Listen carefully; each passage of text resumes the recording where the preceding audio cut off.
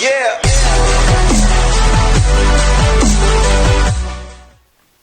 Hey everyone, welcome back to the channel. Just wanted to get on here and talk about this film that I saw this week. Now I know I'm a little late on this review, but I knew that I had to come on here and discuss this one with you especially. Today I'm going to be talking about Kneecap, directed by Rich Peppiatt, starring Kneecap themselves, and is basically a fictionalized version of their rise to fame in Belfast, taking Irish rap and using it as a platform to elevate the voices of the disenfranchised, and of course bringing more prominence to the Irish language, as debauched as their approach may be. Now this was a film that premiered at Sundance earlier this year, and this is not one of the films I saw at Sundance, unfortunately, if you remember my video where I ranked all the movies I saw from Sundance. And this honestly was one that I did hear good things about, albeit not incredible things from across the board. Most people I follow on Letterboxd enjoyed it fairly well, but not quite one of the year's best. And I really don't quite understand that, because when I was watching this movie, by the end, I literally was thinking how visionary this film is, and how it's just an absolute banger of a debut from Rich Peppiatt, who this is his first feature-length narrative film outside of documentary work. And my goodness, this is one of the absolute best directed films of the year. The visual flair that he brings to this film, the very montage-heavy sequences that are paired so well with this group's music, is just unbelievably creative from a visual standpoint.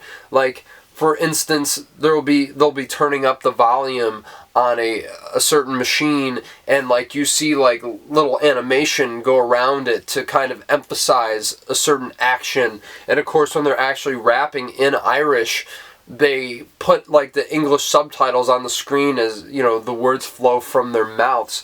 It is just so incredible, the amazing creative touches that are littered throughout this film. But of course, just from a cinematography standpoint, the film is very, very arresting, you could say. It isn't like Dune Part 2, for instance, right?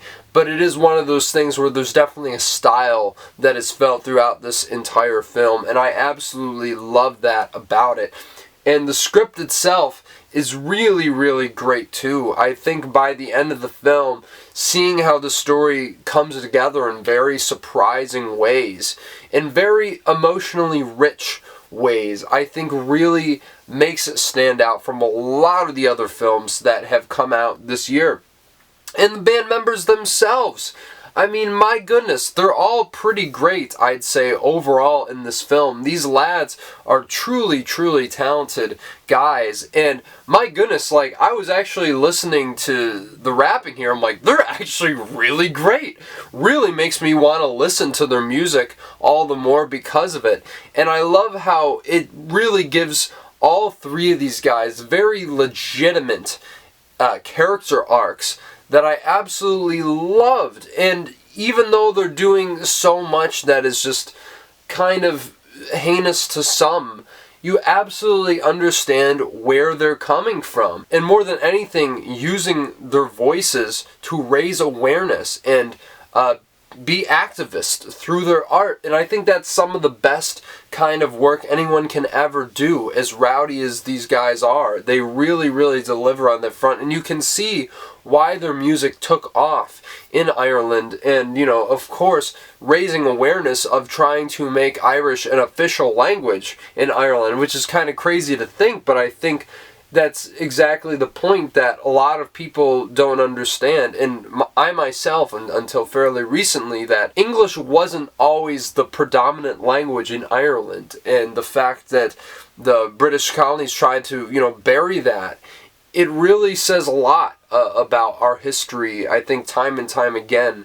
And so I really love, from that perspective, what their music is doing and what this film is saying in that regard. And it's got so many other great performances as well. And I think the big standouts here are Josie Walker, Jessica Reynolds, and Simone Kirby, who every time they're on screen are just so arresting. You can't take your eyes off of them, and they're really bringing their A game. Each one of them has particular character traits and very specific performances. Like, every time Josie Walker's on screen, she's scary, like, to be honest. And Jessica Reynolds just steals every scene she's in with just so much rambunctious energy and so much charisma. She leaps off the screen. Probably my favorite performance in this film. And Simone Kirby really anchors this film emotionally in a way that really caught me off guard by the end of the film. And of course I have to talk about the great Michael Fassbender is in this too.